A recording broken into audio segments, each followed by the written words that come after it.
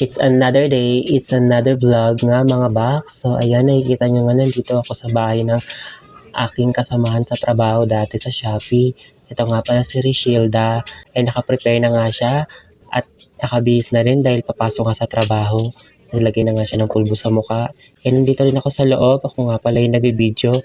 At ito nga, binigyan niya nga ako ng regalo. Ito nga yung regalo binigay niya sa akin, yung pajama. Ayan, thank you so much. So appreciated po. Yan, ginandado niya na yung bahay at lumabas na nga kami. Punta nga kami sa terminal ng tricycle kasi doon kami sasakay. Pwede ko naman lakarin hanggang doon sa bahay namin. Pero gusto sumakay na daw ako kasi nga sobrang init. Ayan mga box, palabas na kami ng Venus. Ayan, yan na nga. Nandito na tayo sa terminal ng tricycle. Kulay dilaw po yung tricycle namin. At yun na nga mga box, nandito na nga kami sa may driver. Kinakausap na nga dyan yung driver. Sabi niya magpapatid siya hanggang trabaho.